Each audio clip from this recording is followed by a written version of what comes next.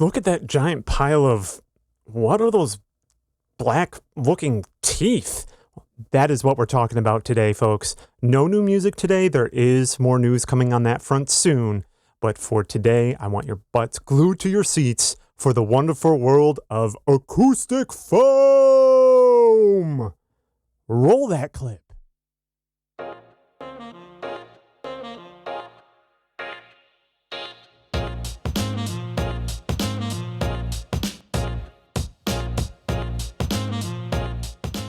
What you are seeing right now is me setting up acoustic foam for installation in my studio space. My studio space is literally my bedroom, and it is not a big room.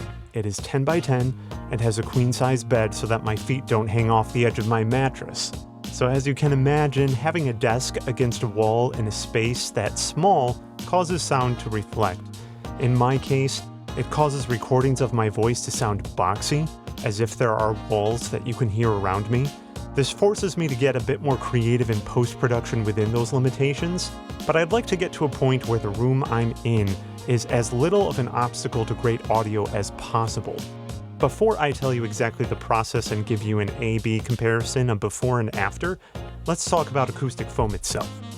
Acoustic foam isn't a soundproofing material. It doesn't isolate sound and prevent it from moving. It diffuses and reduces reflections off of surfaces so that they don't travel directly back to you. It's not a magic bullet, but I'm hoping that mid and high range frequencies will sound much cleaner and that low frequencies will be helped at least moderately. Mid and high frequencies is where the majority of your vocal tones are going to be, and really low frequencies, that's going to be more rumbles and maybe things from musical instruments. Definitely there are some tones from the voice that can exist there. Acoustic foam, like what you see here, is not going to be rated as highly for those low frequencies, but it is rated at about 40% effectiveness.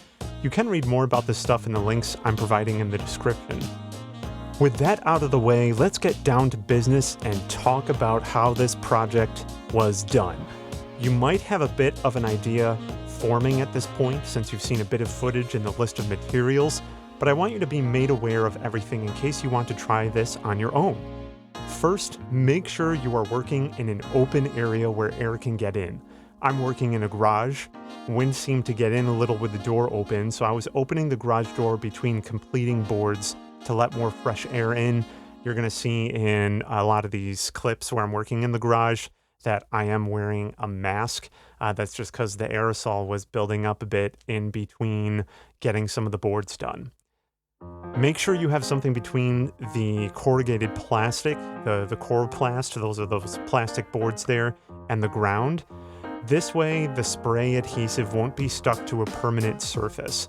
The method I'm using to get the foam to stick is to spray 2 coats quickly on the plastic itself, and then spray some adhesive on the back of the foam. I initially tried following the instructions for the adhesive, which say to spray, wait for the adhesive to dry a bit, and then see how well it sticks to your knuckles. But that method was not successful and resulted in some of the adhesive being wasted. I ordered 48 individual square foot pieces of foam that are 4 inches thick and used 6 24-inch by 48-inch plastic sheets for this project, and I had barely enough adhesive from 1 can when all was said and done. You may find success with adhering the foam with something like command strips or something else, maybe like super glue, but I wanted something more cost-effective, as command strips are not cheap and I'd be able to spray a lot more surface area. Once everything is done, it's time to move on to phase 2. The next part of this project is the last, and that step is prepping the boards, then placing them on my bedroom wall. To give you an idea of what my studio space looked like before, I took a couple clips from the front and side to provide a sense of the depth and scale of where the magic happens.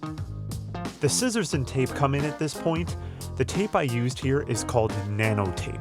It's similar to command strips in that it is meant to be safe for all types of surfaces, and is even advertised as being moisture resistant, so that's pretty cool. It is much cheaper as well. The material is quite plasticky in nature and has a bit of stretch to it. A couple of my family members have had issues with command strips taking bits of wall in the past, so I figured I'd give this a shot. My verdict on the material is that it is just as safe as command strips. When making some adjustments, I was able to successfully remove and reapply the tape in most instances, but it did take a bit of paint and drywall in others, unfortunately. I applied the tape in rows across the top, middle, and bottom of all the plastic panels before putting each one up. That's a wrap for the setup. Let's take a look at a couple shots of the final visual results. Not too shabby if I say so myself, but now comes the true test. All right, so back in time a little bit here, back in the studio before I've moved my desk away from the wall so I can fit in the acoustic foam. This is a 10 by 10 room, so that's going to be some tight space in here, but it should work. Let's go ahead and start that A-B comparison. So I'm going to get a little bit louder here. This is a test. 1, 2, 3. Again, this is a test. Do, re, mi, fa, sol, la, ti, do. One more time. This is a test.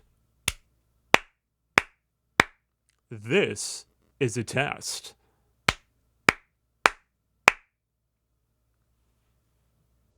This is a test of the St. Stephen emergency system. If you have a real emergency that does not have to do with anything with your soul and you have bodily harm, please call 911. I cannot help you. I can pray, but that is not a guarantee of a cure. 1, 2, 3. This is a test. This is a test. I repeat, this is a test. Do, re, mi, fa, sol, la, ti, do.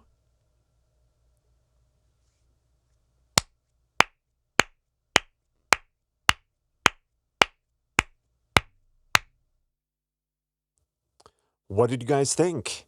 Was the acoustic foam worth it? Do you feel that it worked?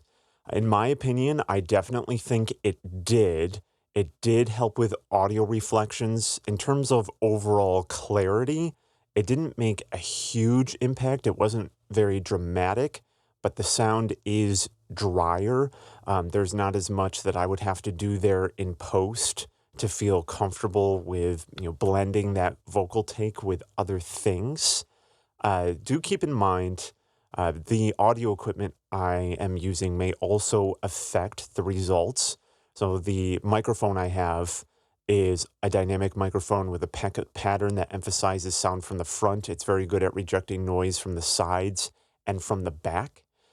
So if you are miking up a room, for example, this type of treatment may prove to be more effective. Say if you're working with a band or you're trying to capture maybe ambient noise and you want to capture the feel of the room, not just isolate what you're doing with maybe a single musical instrument or your voice, and you're using a different type of microphone. I would advise for anybody out there, no matter your budget, you probably have furniture around. You can do some DIY stuff. Mass does help with sound diffusion. It helps with sound travel to some extent, and reflections. So if you have a bookcase, if you have a bed, if you have things that you can fill up those pieces of furniture with, that will help deaden sound to some extent. Very few people can afford a soundproofed room. You're talking about a huge renovation in that case. But I do hope that looking at this today, you have an idea as to whether or not something like this may work for you. Thanks for sticking around to the end, guys. I did enjoy putting this video together, learning a bit about acoustic treatment along the way, and I hope you did the same. I do have new music coming soon. There will be an update on those things. It takes a little time to put that stuff together, and of course I had this sandwiched in there as well. I did learn a couple new video editing tricks, so that was cool. And yeah, that is all she wrote in regards to this. I'm St. Stephen, and remember, I love life, and I love you.